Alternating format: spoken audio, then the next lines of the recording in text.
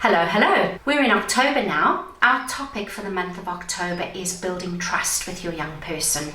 And if you know anything about complex connections, you'll know that that means building trust with yourself at the same time. So we always look at building connection with our young person. Everything we do is around building connection.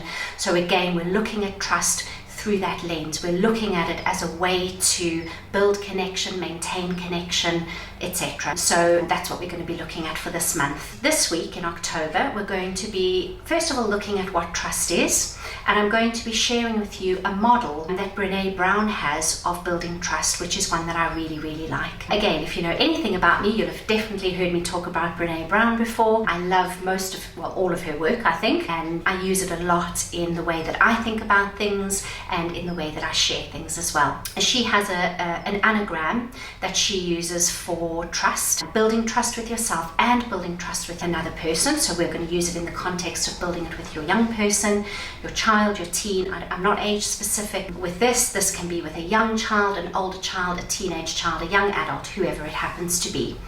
And the anagram that she uses is the word braving. And I will put this on a PDF so you'll be able to access this on our website. B stands for setting clear boundaries. And I think expectations can come into that as well. So we are setting the expectations. We are setting those boundaries really clearly. And we are setting those boundaries from our side, but we are understanding that the other person is going to have boundaries as well. So this is constantly a two-way thing. It's very mutual.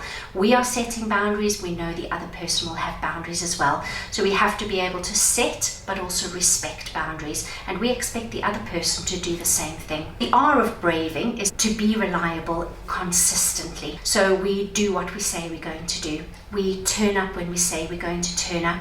We carry out something that we say we're going to do, and we do that consistently. We are reliable, and we expect the other person to be reliable as well. Remember as well, when I say we expect the other person to be it, all we can control is our own behavior. We can't control the behavior of our young person, really. That is up to them.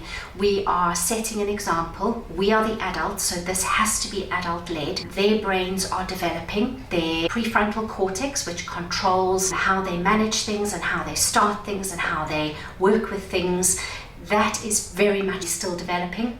So that is developing until different reports say different things, early 20s, mid 20s, even late 20s.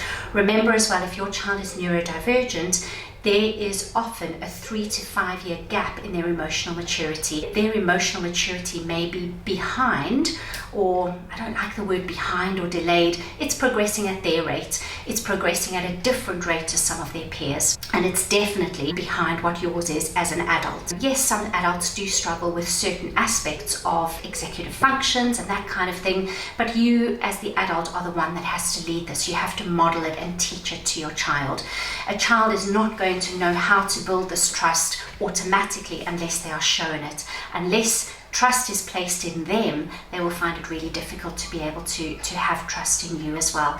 So it's very much a two-way process. The A of braving, according to Brene Brown, is being accountable. So being accountable for your actions and expecting the other person to be accountable for their actions as well. But remember again, you can do what you can do, so it's being accountable for your actions. The V of braving is, Brene Brown uses the word vault in there, and she talks about it as being that you are holding the other person's story in the vault. You are not going to use that story as a way to manipulate them.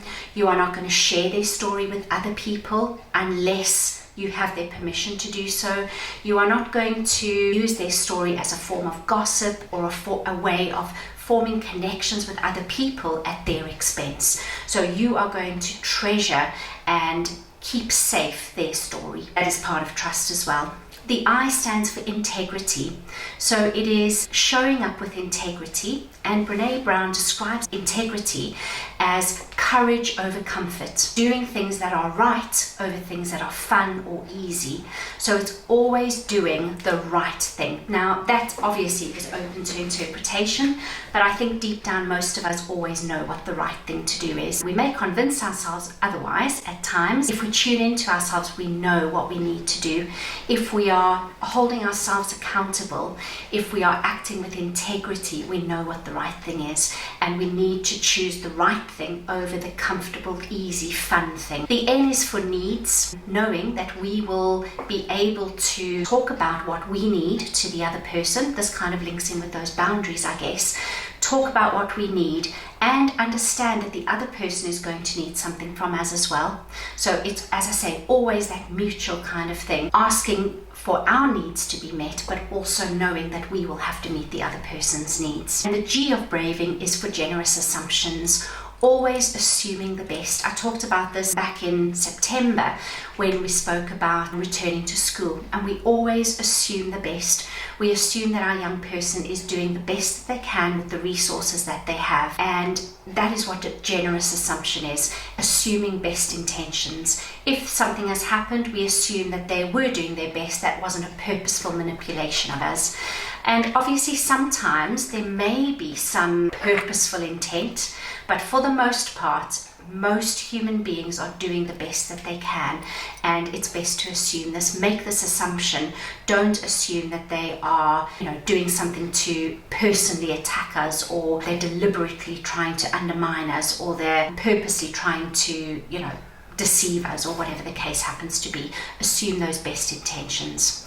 So we're going to take this model of trust, this braving model from Brene Brown, and next week we'll have a look at how we can better understand our child and understand how they may be seeing trust, and understand how we can build that trust with them.